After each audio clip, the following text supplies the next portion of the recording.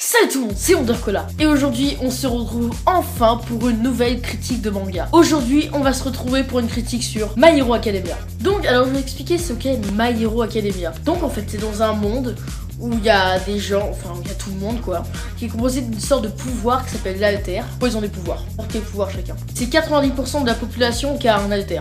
Donc des pouvoirs. Et donc dans le manga, il y a un mec qui s'appelle Izuku Midoriya, qui est fan de super-héros, qui est surtout fan d'un mec qui s'appelle All Might. Évidemment, il veut devenir un super-héros. Logique. Mais le problème, c'est que lui, il fait partie des 20% de la population qui n'ont pas d'alter. Il n'a pas de pouvoir. Et donc après, il va s'entraîner pour avoir un alter et tout. Il va intégrer une école hyper truc et tout, un truc de malade et voilà. Donc je pense que j'ai fait le résumé, voilà, je dis pas les détails non plus. Hein. Donc j'aime beaucoup ce manga parce que c'est des super-héros, donc du coup il y a les cases et tout, elles sont bien faites, il y a des dessins bien faits, voilà. Donc aussi dans le tome 1, Izuku il s'entraîne pour recevoir en fait la force de All Might, son super-héros favori.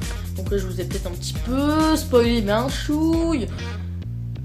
Ou pas, peut-être. Hein. Donc au début c'est un gringalet là un gringalet quoi, il a un corps de lâche tout court là. Et 10 mois après c'est carrément Thibaut InShape le gars, ou non mais pas, mais bon il est musclé quoi. Je vais vous montrer un peu. Vous voyez, ils le montrent eux-mêmes. Ça c'est Izuku il y a 10 mois. Et ça c'est Izuku 10 mois après. Bon il ressemble pas totalement à Thibaut InShape, mais c'était juste pour le blague. Hein. Voilà.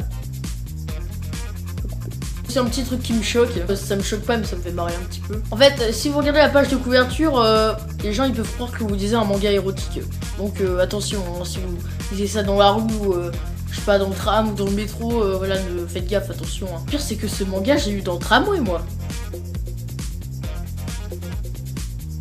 Ouais bon, j'imagine que personne n'aura vu. Hein. Ce que j'aime beaucoup c'est qu'ils font comme dans Blue Exorcist, je ferai une critique dessus. Et bah entre les chapitres ils font un petit résumé des personnages qui disent un peu leur signe particulier, leur n'importe quoi. Par exemple là c'est Izuku quoi, c'est le héros.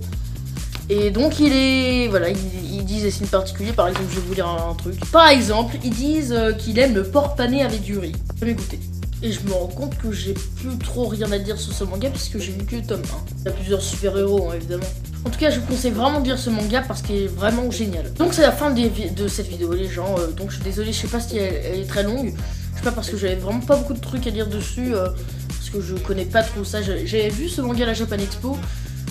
Mais voilà. En tout cas, mets un commentaire sur cette vidéo, mets un j'aime. Et on se retrouve super vite, super vite pour une prochaine vidéo. C'était Undercola, moi je te dis salut et à la prochaine.